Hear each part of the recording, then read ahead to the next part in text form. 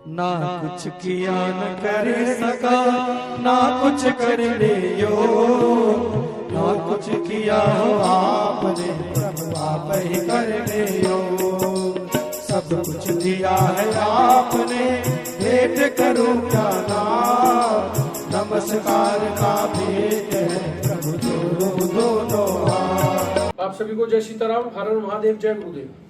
मैं बालाजी महाराज के चरणों को तुष्टास राजन गोयल आप सभी का संकट मोचन श्री कालका भगवती दरबार के YouTube चैनल पर आप सभी का हार्दिक स्वागत करता हूं, अभिनंदन करता हूं। आशा करता हूं कि आप सभी पर मां भगवती और श्री बालाजी महाराज की कृपा खूब बरस रही होगी और आप सभी पूर्णतः स्वस्थ होंगे। दोस्तों, जो आज का हमारा वीडियो का विषय है वह है, क्योंकि बहुत सारे लोगों के सवाल होते हैं, बहुत सारे लोगों के मन में कुछ भ्रम बातें बनी हुई हैं, कोई कुछ कहता है, कोई कुछ कहता है, तो उसी के ऊपर मैंने सोचा क्यों ना एक छोटी सी वीडियो बना के डाल दी जाए।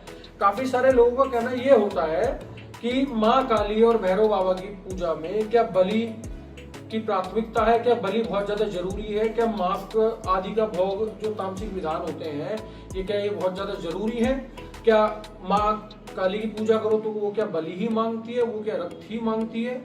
तो इसी चीज के ऊपर मैं आज एक छोटी सी वीडियो बना रहा हूं, क्योंकि कुछ भ्रांताएं लोग बागों ने आपस में फैलाई हुई हैं कुछ लोगों के कारण। इसी के बारे में मैं छोटा सा, मुझे जितना पता है, जिस तरीके से हम करते हैं या करवाते हैं अपने शिष्यों को, आदियों को, संगत जो हमारे पास में आती है, वही चीज मैं आपको थोड़ी सी इस वीडियो के जरिए बताने की कोशिश कर रहा हूँ। सबसे पहले तो मैं आप सभी को ये बताना चाहूंगा, देखो जो माँ भगवती, माँ कालिका है, माँ कालिका त्रिपुर सुंदरी राजेश्वरी, बहुत ममतामयी, बहुत करुणामयी, बहुत दयामयी स्वरूप माता का है। माता ने जो ये रूप रखा था ये केवल दुष्टों के संहार के लिए रखा था, क्योंकि नॉर्मल लोग काफी ज्यादा डरते हैं, तरह तरह की बातें करते हैं कि घर में पूजा मत करो, घर में ये मत करो, वो मत करो, वरना घर का नाश हो जाएगा, घर में काली को मत बिठाओ।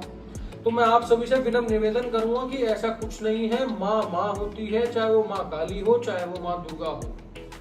माँ काली बहुत करुणामयी है, बहुत दयामयी है। आप एक बार पूछ के देखिए, बस ऐसा नहीं है ना, आप ही कोई ऐसी भ्रांति, तरह तरह की बातें कुछ ऐसी फैलाएं कि पूजा करने से नाश हो जाता है, ये सब कुछ हो जाता है, ऐसा कुछ भी नहीं है। तो इसलिए मैं आप सभी से विनम्र निवेदन करूंगा, वो माँ है, उसे माँ की तरह ही पूजे, माँ की तरह ही माने। हाँ, माँ ने अपना विकराल स्वरूप रखा, वो भी केवल दुष्टों के संहार के लिए। आप सभी माँ के बच्चे हो, हम भी माँ के बच्चे हैं, तो हमारी रक्षा करने के लिए ही तो उसने ये रूप रखा था भाई। जब हमारी रक्षा करनी थी उसे, जब तो उसने ये भयानक विकराल रूप रखा था माँ कालिका का।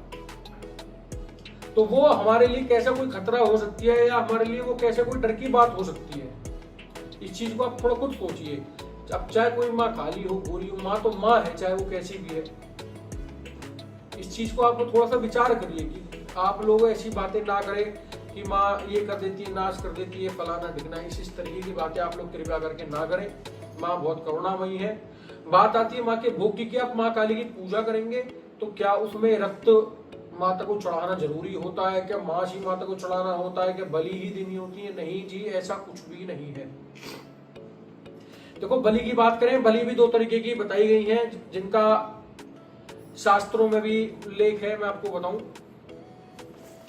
शास्त्र संगत वाले, या फिर मैं कहूं कि बहुत पुरानी पद्धतियों से चीजें चली आ रही हैं, या काफी समय से हम लोग भी चीजों को सुनते आ रहे हैं, या जो मेरे अपने अनुभव है वो मैं आपको बता रहा हूं। माता की पूजा दोनों ही तरीके से होती है, सात्विक तरीके से भी और तामसिक तरीके से भी। दोनों ही तरीकों से माता सभी काम कर देती हैं, आपके ऊपर पूर्ण रूप से कृपा करती हैं, बशर्ते आप करने वाले होने चाहिए कुछ माँ के लिए। आपका भाव समर्पण होना चाहिए, वो एक लोंग के जोड़े पे भी आपकी मान जाएगी, आपको अपनी गोद में बिठा लेगी वो एक लोंग के जोड़े पे भी। लोंग का जोड़ा ना हो, केवल मन के भाव समर्पित कर देना, वही काफी है उसके लिए। मन से केवल याद कर लेना, जब चाहोगे, जहां चाहोगे, वो आपको खड़ी मिलेगी, आपके लिए तैयार।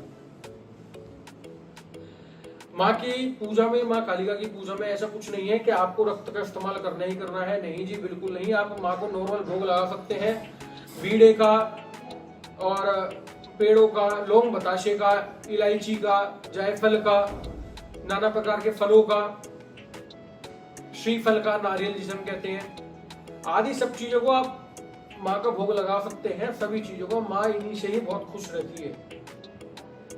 आप सात्विक रूप से बलि देना चाहें तो आप नारियल की बलि दे सकते हैं, केले की बलि दे सकते हैं, कद्दू की बलि दे सकते हैं, जायफल की बलि दे सकते हैं। तो आप ये सब चीजें कर सकते हैं। आप माँ को सात्विक तरीके से ही पूजिए, कोई नहीं कहता कि आप तामसिक तरीके से पूजें। हाँ, कुछ तंत्र विधानों में, कुछ आदि पद्धतियों में, या माँ शमशान काली आदि की बात करें तो हाँ, वहां पर माता को तामसिक भोग अर्पण करे जाते हैं, शराब, मांस आदि इत्यादि।